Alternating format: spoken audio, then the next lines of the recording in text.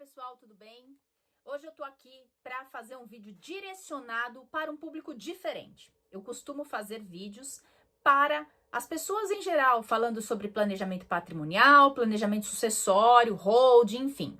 Hoje eu quero conversar com você, advogado, colega de profissão. E o tema desse vídeo, ele é bem sugestivo. É justamente o seguinte: pare de ser papagaio de pirata. Advogue. E por que eu tô fazendo esse vídeo? Hoje pela manhã eu assisti um vídeo de uma pessoa totalmente contraditório com as próprias palavras e que me fez pensar na gravação desse vídeo aqui.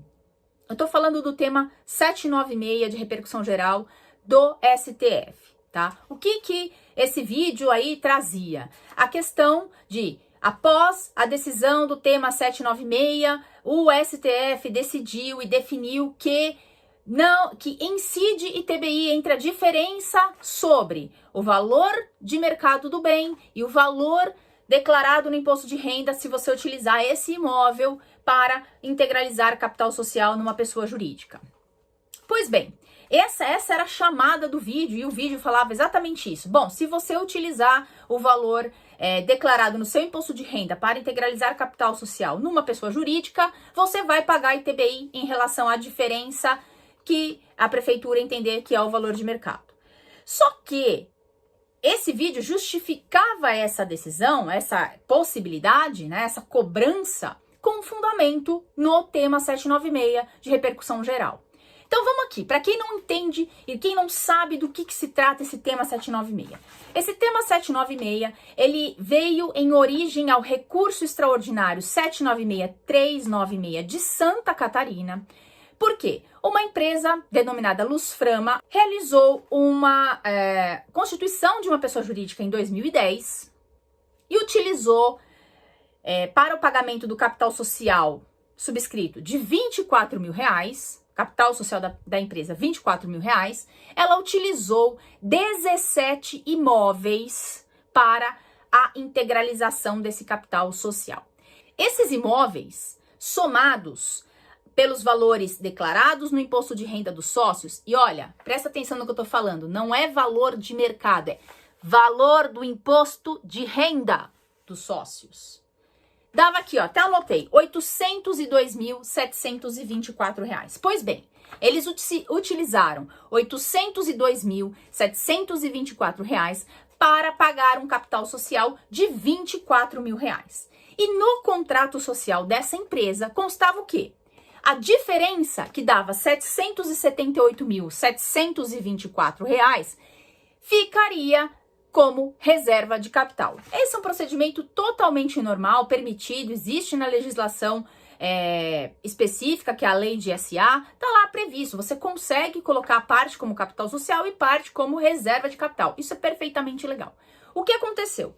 Quando eles levaram esse contrato à prefeitura da cidade para receber a certidão de imunidade do ITBI, porque eles estavam usando os imóveis para integralizar capital, a prefeitura falou, ok, em relação aos R$ 24 mil, vocês têm imunidade, porém, sobre os R$ 778.724 colocados como reserva de capital, não existe imunidade, não vou te dar imunidade.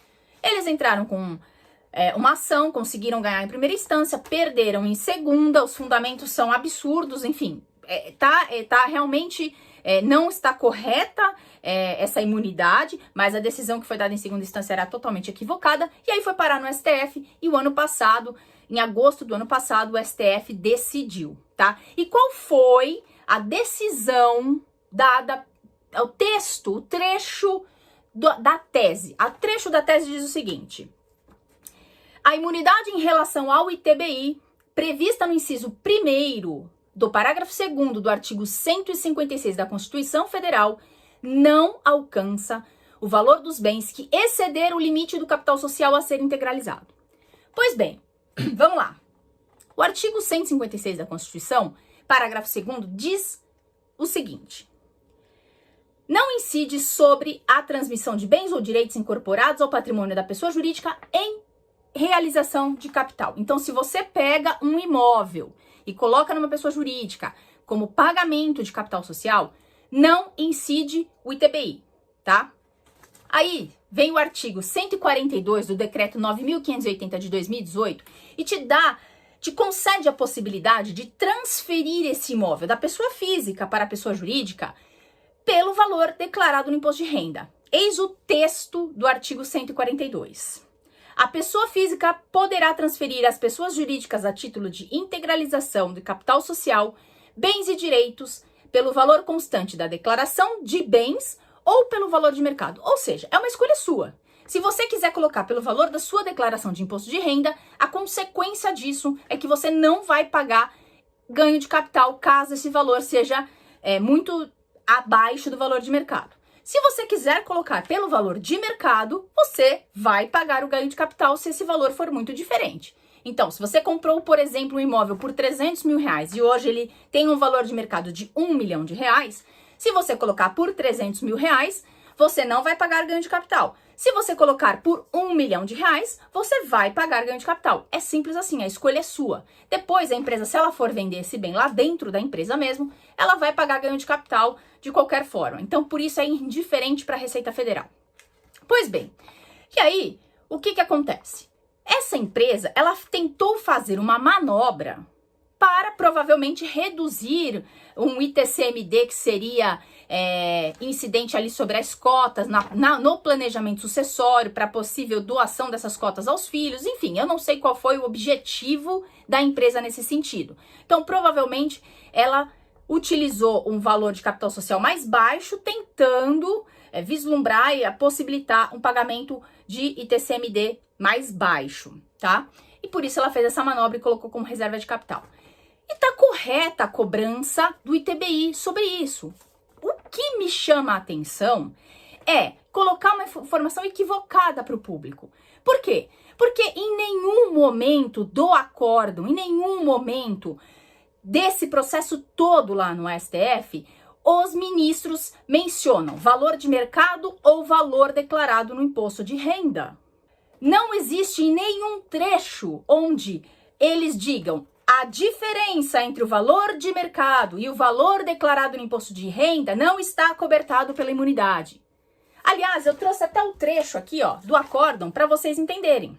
Disso decorre, logicamente, que sobre a diferença dos valores dos bens imóveis que superar o valor do capital social subscrito a ser integralizado, incidirá a atribuição pelo ITBI, a tributação pelo ITBI, pois a imunidade está voltada ao valor destinado à integralização do capital social, que é feita quando os sócios quitam as suas cotas subscritas. Por outro lado, nada impede que os sócios ou acionistas contribuam com quantia superior ao montante por eles subscrito e que o contrato preveja que esta parcela será classificada como reserva de capital. Vejam, e que o contrato social preveja que essa parcela será classificada como reserva de capital. Essa convenção se insere na autonomia de vontade dos subscritores. O que não se admite é que, a pretexto de criar uma reserva de capital, pretenda-se imunizar o valor dos imóveis excedentes às cotas subscritas, ao arrepio da norma constitucional, em prejuízo ao fisco municipal. Ainda que o preceito constitucional em apreço tenha por finalidade incentivar a livre iniciativa, estimular o empreendedorismo, promover a capitalização e desenvolvimento das empresas, não chega ao ponto de imunizar imóvel cuja destinação escapa à finalidade da norma. No caso concreto, percebam aqui, no caso concreto, a diferença entre o valor do capital social e os imóveis incorporados é de R$ 778.724. É de indagar-se a razão pela qual uma empresa, cujo capital social é de R$ 24 mil, pretende constituir uma reserva de capital em montante tão superior ao seu capital e, sobretudo, livre do pagamento de imposto. Então vejam o seguinte, em nenhum momento o STF mencionou valor de mercado, valor declarado no imposto de renda.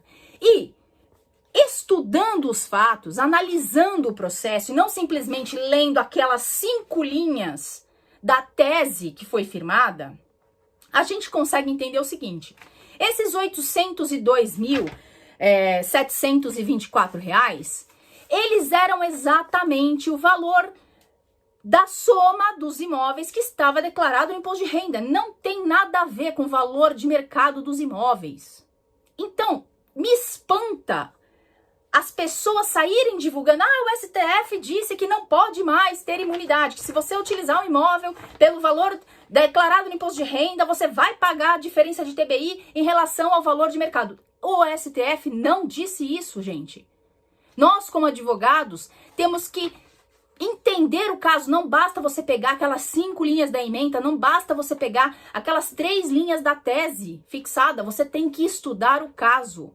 É óbvio que o fisco vai buscar o lado dele. Ele viu aí uma possibilidade de cobrança, que supostamente estaria fundamentada e autorizada pelo STF. E cabe a você, como advogado, defender os interesses do seu cliente e mostrar que a prefeitura está equivocada, que não é esse o entendimento, que o STF em nenhum momento menciona valor de mercado, valor declarado no IR.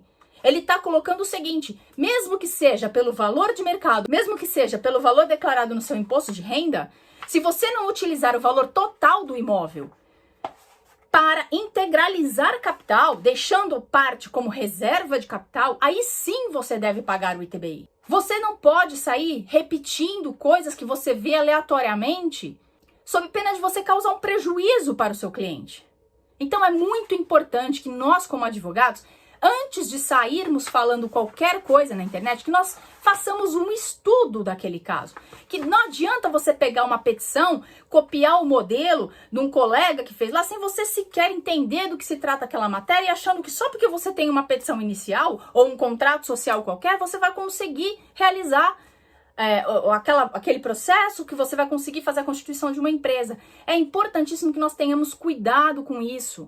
A prefeitura está agindo de forma equivocada. A prefeitura está fazendo uma cobrança equivocada. E se nós não mostrarmos isso, isso vai acabar sendo consolidado de forma equivocada. As pessoas vão passar a entender que essa cobrança realmente está autorizada e vão se conformar.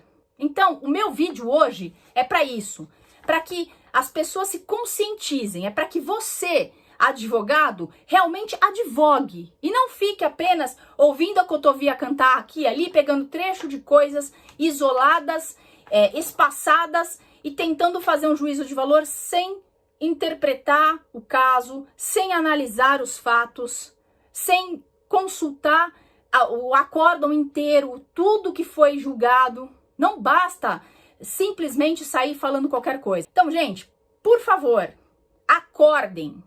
Vamos advogar, vamos buscar o melhor para os nossos clientes. Vamos estudar o caso. Vamos colocar na cabeça que o STF não disse que cobra-se a diferença entre valor de mercado e valor declarado no imposto de renda. Não é isso que o acórdão do RE 796-396, tema 796 de repercussão geral, diz. Eu espero que isso tenha ajudado a você de alguma forma e a gente se vê no próximo vídeo.